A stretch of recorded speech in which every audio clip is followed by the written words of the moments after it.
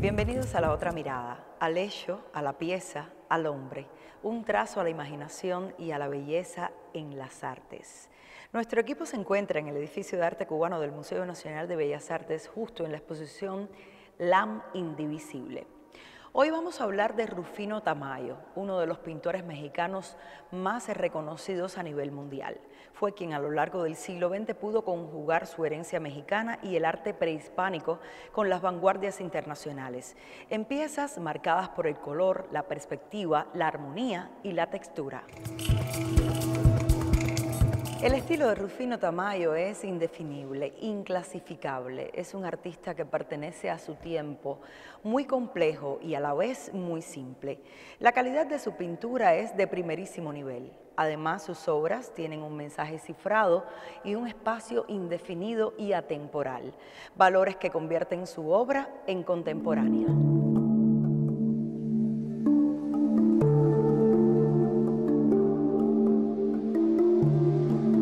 Rufino Tamayo es un pintor que atraviesa verdaderamente, así como un cometa, todo el siglo XX, porque pues al nacer en 1899, morir en 1991 es prácticamente todo el siglo, y él vive todo lo que se va a dar en este siglo de plástica que es riquísimo. Yo creo que él buscaba su propia personalidad, ¿no? Y yo creo que lo que a él le interesaba no era tanto la parte tradicional mexicana de la pintura, sino que a él le interesaba lo mexicano, pero a su manera. Hay un manejo de un lenguaje plástico que nunca deja la figuración, pero al mismo tiempo nunca cede plenamente a una abstracción pura. Tuvo siempre una conciencia muy clara de las grandes diferencias sociales que hay en México, pero como él decía, yo soy un humanista, no soy un político. Él logra trasladar las grandes vanguardias, las vanguardias europeas, y les da otro carácter. Entonces lo hace muy universal, tanto que fue él un elemento de una gran polémica en la historia del arte mexicano, porque fue la confrontación precisamente de Escuela Mexicana de Pintura, los tres grandes, Orozco, Rivera, Siqueiros, y aparte Tamayo.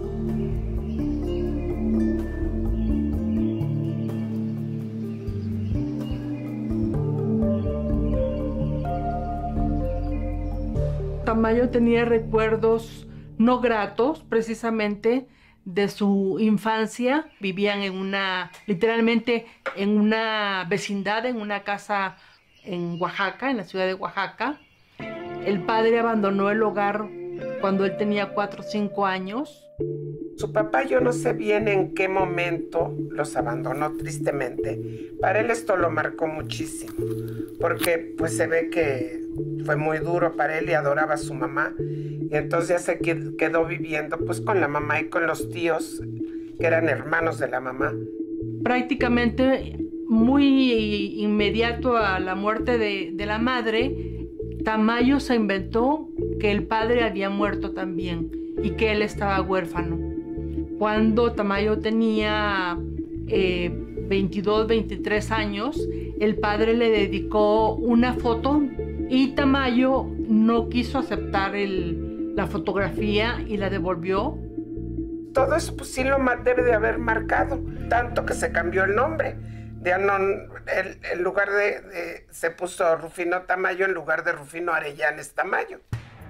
Y entonces, no sé, poco tiempo después se vinieron a la Ciudad de México los tíos y él se vino con ellos. Tenían un negocio de fruta en la Merced Y eso también lo marcó muchísimo, porque el contacto con el colorido que tiene la fruta siempre le fascinaba.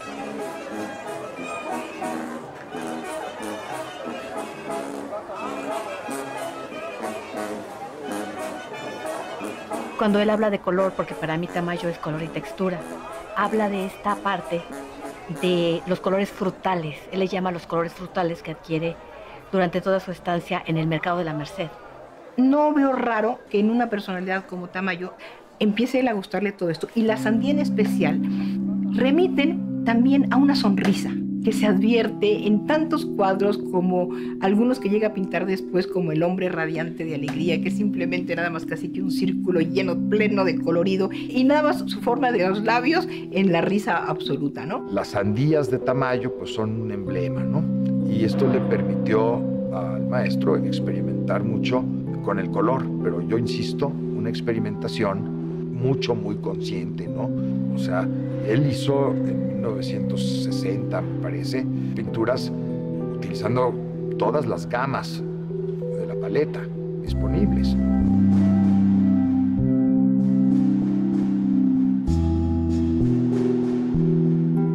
Los tíos con los que lo estaban educando querían que estudiara comercio, y a fuerza querían que estudiara comercio.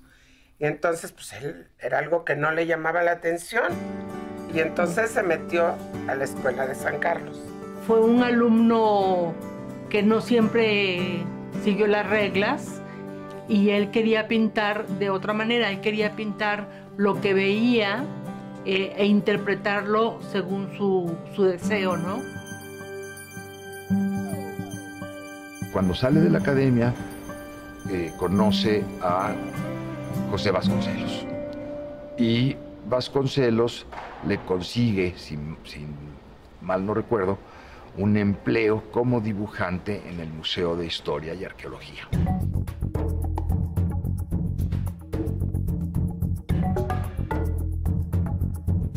Hace suponer todo esto que él era muy bueno como dibujante. Ese acercamiento hacia las culturas también le va a dar la otra parte de su pintura, le va a dar elementos para su pintura, tanto en mural como en gráfica, como en caballete, que es la síntesis de las líneas prehispánicas, del arte prehispánico.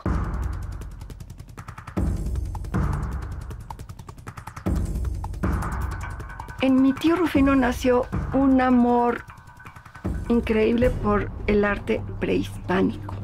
Tanto que vemos aquí algunas piezas prehispánicas elegidas por ellos. Esto se refleja en su pintura, obviamente.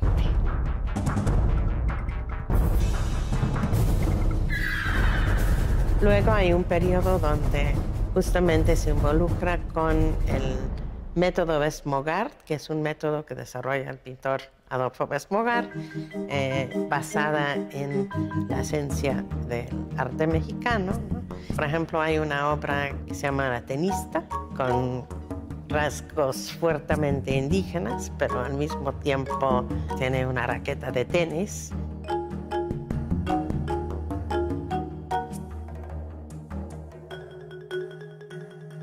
Aquí vemos cómo Rufino, pues realmente desde los 20 ya está en la plástica mexicana, y en este momento sí es un Rufino como un poco más adscrito a las formas figurativas de la parte prehispanista.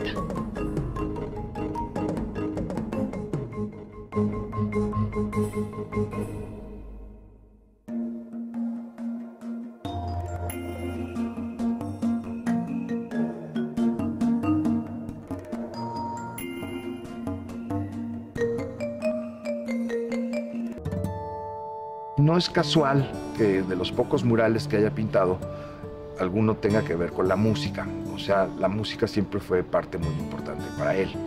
No solamente conocía la música popular, conocía la música de concierto.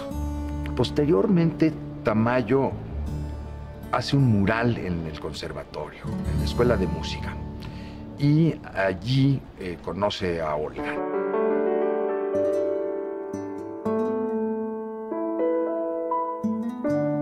La relación con María Izquierdo termina en el momento que Tamayo conoce a Olga Olga era pianista.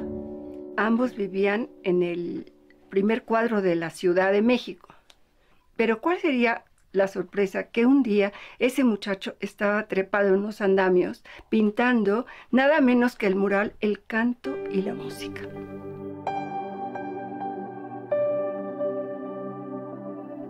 Y una de las mañanas mi tía Olga se dirigió a ese pintor y le dijo: oiga, lo que está usted pintando no me gusta, son unos monos horrorosos. Le dice: no me esté molestando, le dice mi tío. Es como déjeme en paz, pero ella se fijó en ella. Entonces ya empezó a tratar de todo y pues se casaron a los 5 meses. Un día, paseando por la Alameda, mi tía Olga le dice: oye, Rufino, quiero casarme contigo, tú me gustas. Y mi tío Rufino le contestó: sí, ¿cuándo? Durante un tiempo él recrea los retratos de Olga, firma Tamayo, pero llega un momento en el que el retrato de mujer en blanco, o de Olga, está ya la Tamayo y luego la O de Olga. Fue una relación en la que Olga, siendo ya una pianista con cierto reconocimiento, se dio cuenta que Tamayo era mejor pintor que ella, una buena pianista, y fue decisión propia dedicarse a seguir la carrera de Tamayo y a apoyarlo en todo. Años después, Olga se va a encargar, va a ser como su manager, ¿no? O sea, la gente que le va a empezar a promover su arte, ¿no? Y ellos tienen la oportunidad de viajar a Nueva York en 1935-36 y deciden vivir ahí. Rufino Tamayo ya había ido a Nueva York a abrirse camino por él mismo. Cuando conoció a Olga, todo se le hizo un poco más fácil, porque Olga se metía hasta por las piedras con tal de conseguir lo que ella quería, ¿no? En ese primer momento de los años 20, 30, en el extranjero lo mexicano llamaba mucho la atención. Y entonces creo que las obras de Tamayo, por trabajar estos elementos que fusionan lo antiguo con lo moderno, le dan como mucha visibilidad a la obra de Tamayo y mucha aceptación. Cuando hubo alusión a su personalidad, él se presentaba incluso así: indio mexicano. Yo soy indio mexicano y estoy muy orgulloso, y prácticamente así como autóctona. O sea, mientras más indígena fuera Rufino Tamayo, más auténtico y más exótico. Entonces, esto, por supuesto, que fue un buen negocio.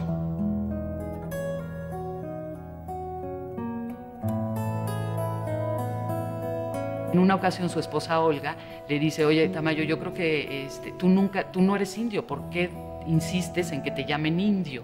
¿No? Y él pues le contesta, le dice: sí, pues yo sé que no soy indio, pero bueno, siempre en mi sangre corre la vena indígena, ¿no? Es un artista folclorizante ante los ojos del extranjero. Entonces, cuando pintó algunos cuadros famosos, como uno que se llama Animales, me parece que es de 1939, para los críticos europeos era un cuadro casi estridente. O sea, los colores de este artista mexicano que contrastan con estos naranjas chillones y no sé qué. Y bueno, estos naranjas chillones son un rojo bastante sobrio y un ocre que no es un amarillo oro, digamos, ¿no? Siempre pensamos en un Tamayo con colores estridentes, con colores vivos, ¿no? Sin embargo, hay muchas de las obras de Tamayo que no, y al contrario. Él dice: el color de México no es el color alegre, ¿no? Sino que tenemos que usar colores oscuros, colores apagados, para mostrar la cultura abandonada de México, ¿no?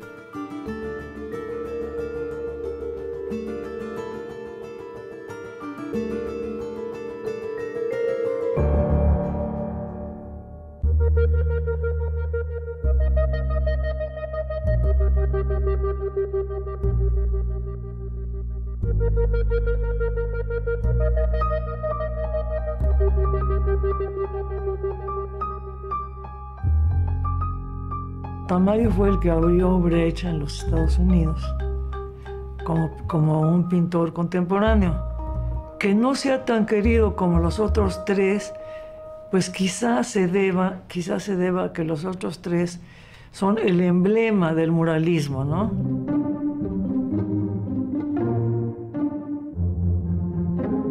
Los grandes muralistas,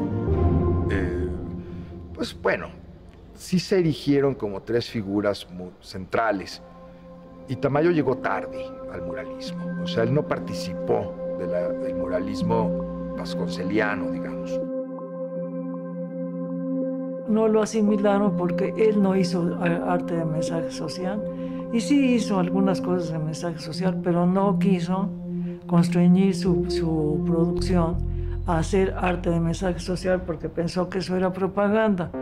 Los muralistas habían formado parte de la Liga de Escritores y Artistas Revolucionarios y uno de los puntos del manifiesto era prohibir la pintura de caballete. Entonces Tamayo era un burgués. Simplemente Tamayo decía, el arte es universal y el artista debe tener libertad.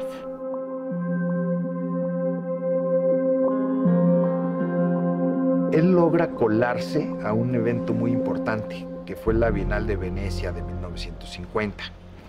O sea, la delegación mexicana estuvo conformada por los tres grandes y Rufino Tamayo.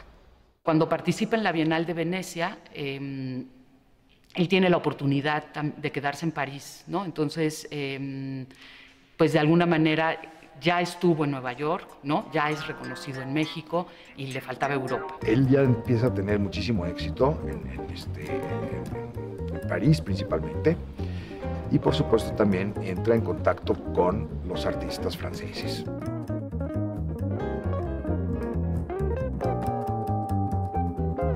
Es el año en que pinta o crea uno de los íconos principales que se hicieron en ese año y en ese periodo, que es Las Músicas Dormidas, que es una de las grandes pinturas que se hicieron en ese momento. Pues se va un poco más hacia lo abstracto, pero sigue experimentando el color, sigue experimentando otras tonalidades, sigue pensando en las vanguardias de ese momento.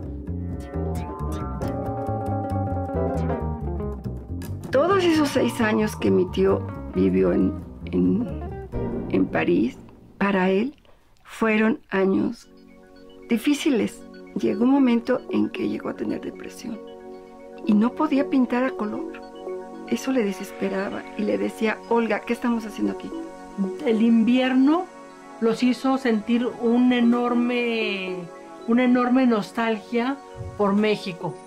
Entonces decidieron vender la casa y decidieron regresar a México. Cuando él llega a México, él se pone feliz porque pinta un cuadro de sandías. Inmediatamente vino el color a él.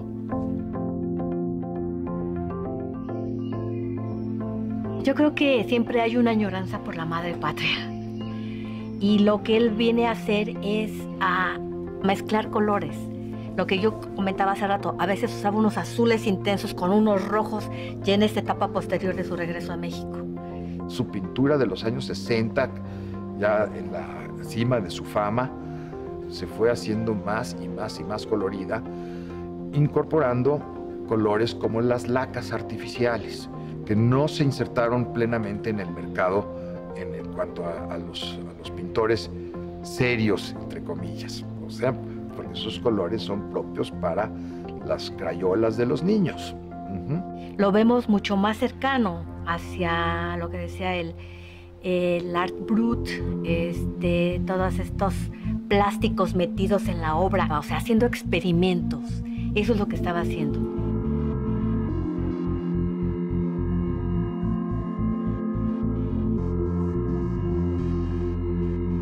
Lo que los marcó más que nada fue la tristeza de que nunca tuvieron hijos, ¿verdad? Entonces, desgraciadamente, la vida pues no se los permitió. Mis tíos se hacían la pregunta de qué vamos a hacer con nuestro dinero, Olga, ¿no? Y un buen día nació en ellos el deseo de hacer un museo para que todos los jóvenes y las personas que quisieran conocer el arte internacional contemporáneo lo conocieran.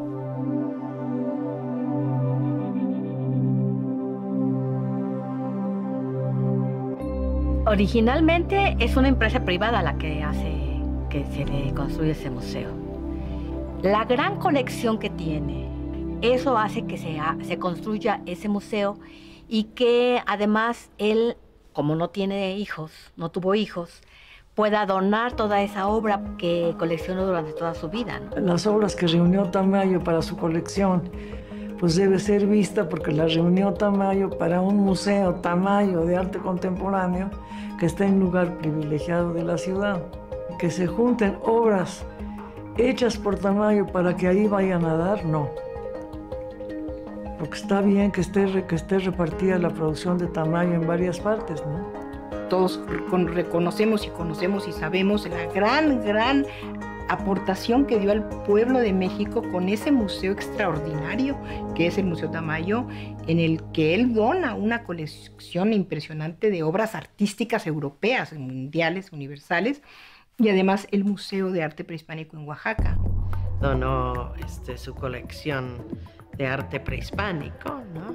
Y es de los pocos lugares donde podemos ver expuesto justamente el arte prehispánico con ese criterio más artístico que arqueológico etnográfico. Aparte de haber fundado el Museo Prehispánico Rufino Tamayo, que es increíble, el hecho de que nos haya apoyado a nosotros para poder manejar una generación que posteriormente fue formando a otros artistas en base también al trabajo de él. Yo creo que esa aportación del compartir es una cosa muy padre. A partir de que Tamayo gana toda esta fama, es cuando se decide que hay una escuela oaxaqueña de arte, ¿no? Una escuela oaxaqueña de pintura. Él de alguna manera apoyó y ayudó a muchos jóvenes pintores a desarrollar su arte. Y creo que fue el caso de Francisco Toledo, ¿no? O sea, Tamayo siempre estuvo presente, ¿no?, en su obra. Tamayo lo llamó para regalarle toda su herramienta y para darle unos consejos. Y dice el maestro Toledo que Tamayo le hablaba más que como un maestro, como un padre.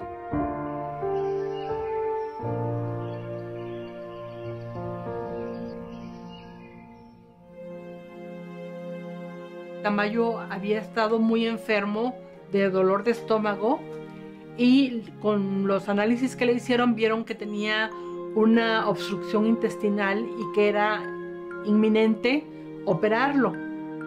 Fue pésimo, realmente yo creo que él podría haber vivido mucho más años si no lo hubieran operado.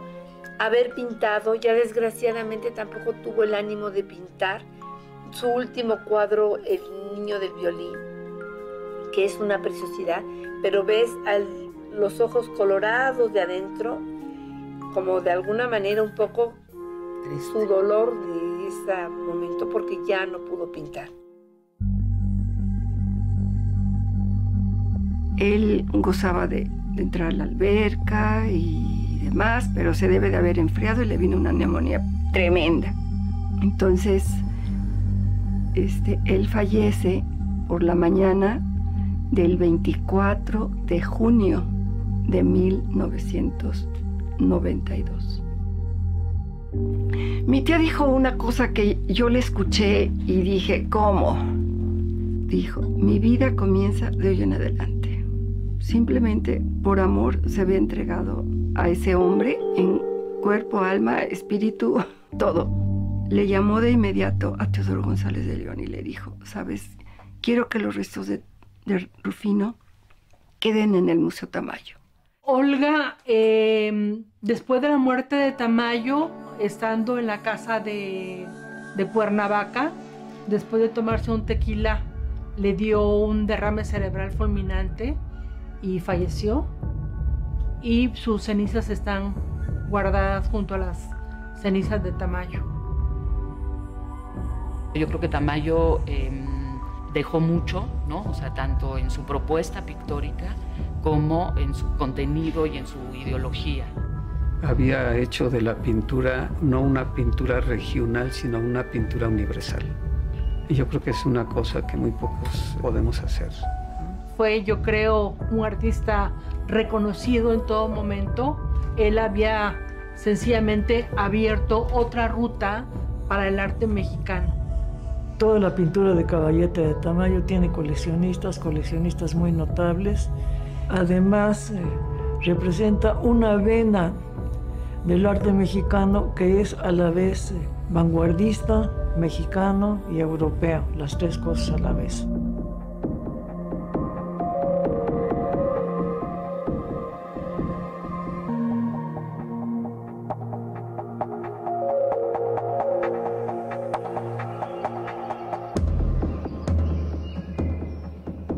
La pintura muestra la capacidad del hombre para elevarse muy por arriba de su condición terrestre, ya que abunda en imágenes mitológicas, espirituales y de superación. Orgulloso de sus raíces, en su trabajo también aparecen las figuras prehispánicas de la cultura azteca y maya. Rufino Tamayo fue un artista precursor, un virtuoso de las técnicas clásicas y un innovador en el campo del arte de la estampa. Ha vuelto a vivir junto a nosotros la experiencia de disfrutar el arte. La próxima semana regresamos con una nueva mirada al mundo de las artes visuales.